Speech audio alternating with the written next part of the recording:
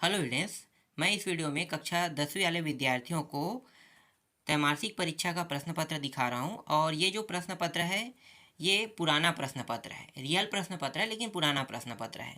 तो आपके एग्ज़ाम में अभी किस टाइप के प्रश्न आएगा वो आपको इस वीडियो से पता चल जाएगा। तो चलो मैं आपको बताते चलूँगा, और कुछ ऐसे प्रश्न भी है जो वार्षिक पेपर में आते हैं उनको भी मैं बताऊँगा। फिलहाल मैं हर बार बताता हूँ कि वार्षिक पेपर में आपको कौन कौन से टॉपिक पढ़ना है, किन किन प्रश्नों को पढ़ के जाना है, ये मैं हर बार बताता हूँ। मैं आपको इस साल भी बताऊंगा कि कौन कौन से प्रश्नों को पढ़ के जाना है। ठीक है, वार्षिक पेपर में अच्छा नंबर लाना चाहते हो तो जो मैं बताऊंगा उनको आपको पढ़ना ही पढ़ना है। मैं हर चीज़ बताऊंगा, अंग्रेजी में क्या आएगा, संस्कृत में क्या आने वाला है, आपका हिंदी में क्या आने वाला है ना, हर सब्जेक्टों के बारे में मैं बताते चलूँगा। तो चलो पहले अब हम लोग विज्ञान सब्जेक्ट के त्रैमासिक परीक्षा का प्रश्न पत्र देख लेते हैं। तो देखो इसमें जो प्रश्न दिया हुआ है, पहला प्रश्न क्या है, सही विकल्प चुनकर लिखिए। तो सही विकल्प चुनकर लिखिए में देखो पहला प्रश्न है, निम्नलिखित में से कौन सा पादप हार्मोन है। अ दिया है इंसुलिन, ब दिया है थायरॉक्सिन, स दिया है एस्ट्रोजन और द दिया है साइटोकाइनिन। तो आपको क्या लेना है, पादप हार्मोन में द ऑप्शन को चूज कर लेना है, साइटोकाइनिन। ठीक है, ये ऑप्शन आएगा। दूसरा प्रश्न है, उदासीन विलयन का पीएच मान होता है। तो उदासीन विलयन का पीएच मान क्या होता है, ये अक्सर वार्षिक पेपर में पूछे जाने वाला प्रश्न है। देखो यहाँ पे 0 रहता है पैमाना, एक मिनट यहाँ 0 नहीं रहेगा, 0 नहीं रहेगा, यहाँ पे 7 रहेगा, है ना। यहाँ पे 0 रहेगा और यहाँ पे 14 रहेगा, 14 तक के जाएगा। तो 0 से 14, तो ये जो 0 से 7 के बीच में जितने भी मान आएंगे उसे हम क्या कहते हैं, अम्ल कहते हैं। क्या कहेंगे, अम्ल। और 7 से आगे यहाँ से यहाँ तक जाएगा उसे हम क्या कहते हैं, क्षार कहते हैं ना, अम्ल और क्षार। तो ये जो बचा है 7 जो बीच में आ रहा है, इसको हम क्या कहते हैं, उदासीन कहते हैं। तो उदासीन विलयन का पीएच मान कितना होगा, 7 होगा। और उदासीन विलयन क्या होता है, पानी, है ना। पानी जो है एक उदासीन विलयन है। ये वार्षिक पेपर में पूछे जाने वाला प्रश्न है। तो अगर आपसे पूछा जाता है, मतलब आपके जो प्रश्न पत्र है उसमें पूछा जाता है कि उदासीन विलयन का पीएच मान बताइए, तो 7 बताना है। और उदासीन विलयन का नाम बताइए कहेगा तो आपको पानी कहना है, बस इतना ही। नेक्स्ट प्रश्न देखो, ये सारे प्रश्न जो मैं अभी आपको दिखा रहा हूँ वार्षिक पेपर का प्रश्न है ना। इसके बाद देखो ये तीसरा प्रश्न, किसी तत्व का आवर्त सारणी में स्थान निश्चित नहीं है। ये प्रश्न भी वार्षिक पेपर में आ चुका है। तो किसी तत्व का आवर्त सारणी में स्थान निश्चित नहीं है, तो कौन से तत्व का आवर्त सारणी में स्थान निश्चित नहीं है, आपको लेना है यहाँ पे एक मिनट, हाइड्रोजन, है ना, हाइड्रोजन लेना है। हाइड्रोजन जो है वो अक्सर बदलते रहता है, तो इसीलिए हाइड्रोजन का जो स्थान है वो आवर्त सारणी में निश्चित नहीं है। इसके बाद देखो, साधारण कांच का अपवर्तनांक होता है, ये आपको पता होगा, आप हर बार इसे कक्षा 8वीं से लेकर 9वीं 10वीं 11वीं आगे कक्षाओं में भी पढ़ोगे। तो आपको ये पता होना चाहिए कि साधारण कांच का पीएच मान कितना होता है, 1.5 होता है। निम्न धातुओं में सबसे सक्रिय धातु, यहाँ पे जो 4 ऑप्शन दिए हैं ना, इन 4 ऑप्शनों में से सबसे ज़्यादा सक्रिय धातु कौन सा है ये आपको बताना है। कौन सा है भाई सबसे ज़्यादा सक्रिय धातु, देखो यहाँ पे मैग्नीशियम है, एल्युमिनियम है, सोडियम है और जिंक है, 4 ऑप्शन है। ठीक है, तो कौन कौन ऑप्शन नहीं हो सकता, मैग्नीशियम नहीं हो सकता, एल्युमिनियम नहीं हो सकता, जिंक नहीं हो सकता, ये चारों सक्रिय धातु है। लेकिन सबसे सक्रिय धातु यहाँ पे सोडियम होगा। क्यों सोडियम होगा, सोडियम को अगर आप खुले में रख दोगे तो ऑटोमेटिकली वो क्या होने लगता है, आग पकड़ लेता है ना, इसलिए इसे मिट्टी के तेल में डुबो के रखा जाता है। तो इसलिए सोडियम क्या होगा, सबसे सक्रिय धातु होगा इन तीनों के मुकाबले। रिक्त स्थानों की पूर्ति कीजिए। रिक्त स्थानों की पूर्ति में देखो पहला प्रश्न, सूचनाओं का आदान प्रदान खाली स्थान कोशिका के द्वारा होता है, ये भी वार्षिक पेपर का प्रश्न है। तो उत्तर क्या लोगे, तंत्रिका तंत्र। और एक और होता है न्यूरॉन, जो होता है ना, तंत्रिका तंत्र का ही एक हिस्सा है, तंत्रिका तंत्र का हिस्सा है। तो न्यूरॉन की आकृति बनाने के लिए वार्षिक पेपर में प्रश्न आता है, 5 या 6 नंबर में आता है, 4 5 6 यही बड़े प्रश्न में आता है, 4 5 6 में इनमें से किसी एक में आता है ना, 4 5 या 6 नंबर में आता है न्यूरॉन के बारे में। तो तंत्रिका तंत्र का एक हिस्सा है, और तंत्रिका तंत्र के हिस्सा में न्यूरॉन जो है उसकी आकृति बनाने के लिए आता है, तो इसको याद रखना है ना। इसके बाद दूसरा है, किसी भी खाद्य श्रृंखला में प्रायः प्रथम पोषक स्तर होते हैं, ये भी वार्षिक पेपर का प्रश्न है।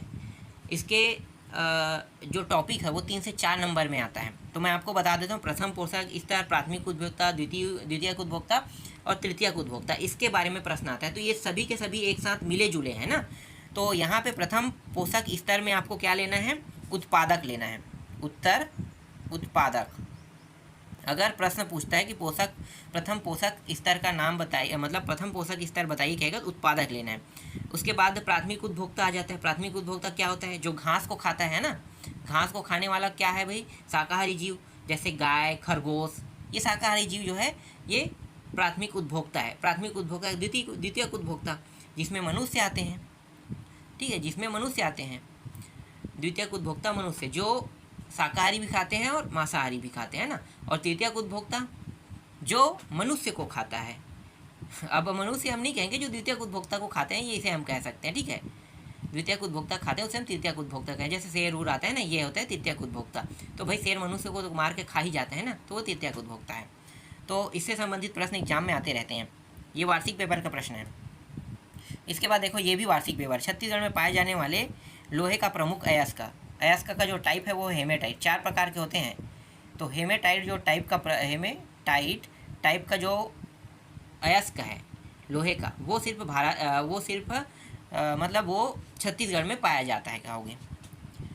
इसके बाद देखो, अपवर्तन के दूसरे नियम को खालिस्तान के नियम से जाना जाता है। ये भी वार्षिक पेपर का प्रश्न है। स्नेल, ठीक है, स्नेल के नियम से जाना जाता है। इसके बाद देखो, नाइट्रिक अम्ल का सूत्र। नाइट्रिक अम्ल का सूत्र बताना है तो HNO3, ठीक है, HNO3 नाइट्रिक अम्ल का रासायनिक सूत्र है। अब इसमें सही जोड़ी मिलाओ और या सही गलत भी आता है ना, तो इसमें दिया नहीं है सही जोड़ी मिलाओ या सही गलत नहीं दिया है।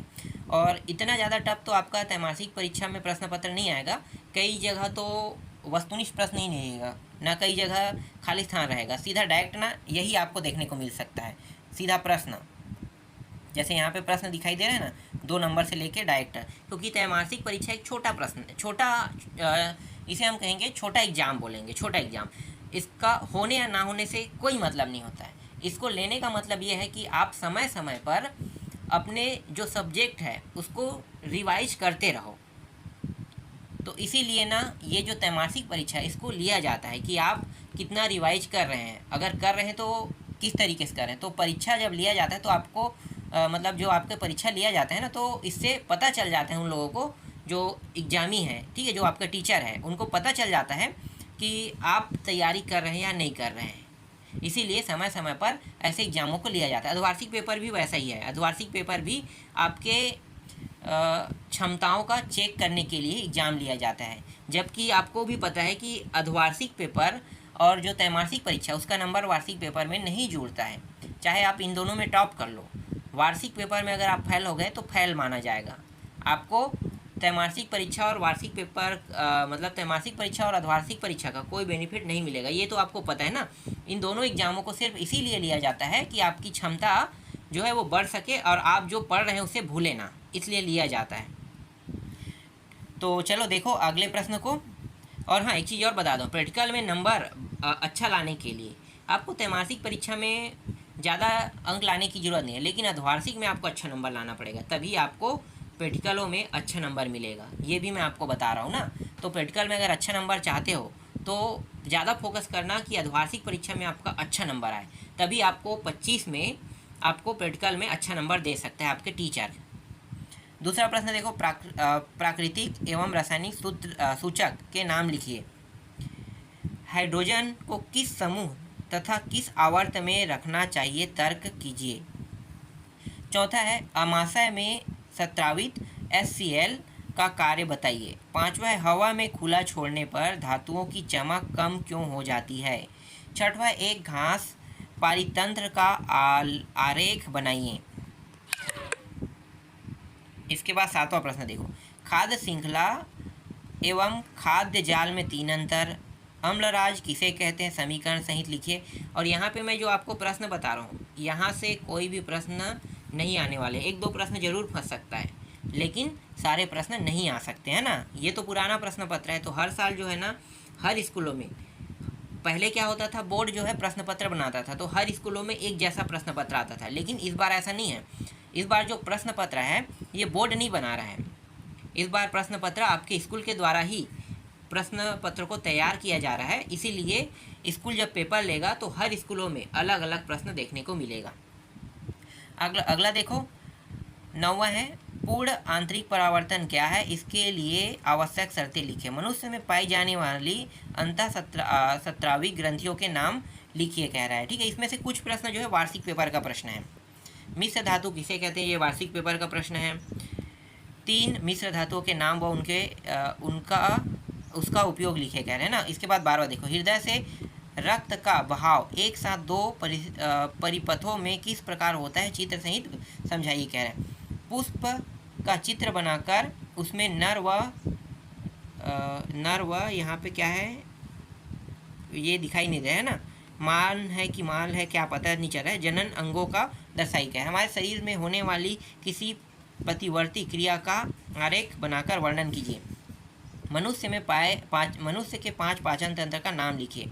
आधुनिक आवर्त एवं मेंडलीव की आवर्त सारणी में तत्वों की व्यवस्था की तुलना कीजिए। ये आने वाला प्रश्न है, वार्षिक पेपर का प्रश्न है। ठीक है, हेमेटाइट वाला ये भी वार्षिक पेपर। हेमेटाइट से लोहे के निष्कर्ष को निम्न पदों के आधार पर समझाइए। इसके बाद यहाँ पे देखो क्या क्या चित्र बनाना है, ये भी मतलब क्या क्या करना है ये बताया ना। 15वां प्रश्न देखो, अयस्कों के सांद्रण की गुरुत्व पृथक्करण विधि को चित्र सहित समझाइए। अपवर्तन की घटना के दैनिक जीवन में कोई 2 उदाहरण दीजिए। लैंगिक एवं अलैंगिक प्रजनन में 5 अंतर लिखिए। ये भी वार्षिक पेपर का प्रश्न है, ये वार्षिक पेपर। उदासीनीकरण अभिक्रिया किसे कहते हैं, 2 उदाहरण द्वारा समझाइए कह रहा है। तो कुछ प्रश्न ऐसे जो वार्षिक पेपर में आपको देखने को मिल सकता है और वार्षिक पेपर के टॉपिक से भी संबंधित प्रश्न इसमें आपको मिल रहा है। तो आपके जो अभी के जो त्रैमासिक परीक्षा होगा उसमें तकरीबन 7 से 8 अध्याय तक की प्रश्न आएगा। तो 7 से 8 अध्याय तक के अच्छे से रट के रख लो, आपको वार्षिक पेपर में बेनिफिट मिलेगा।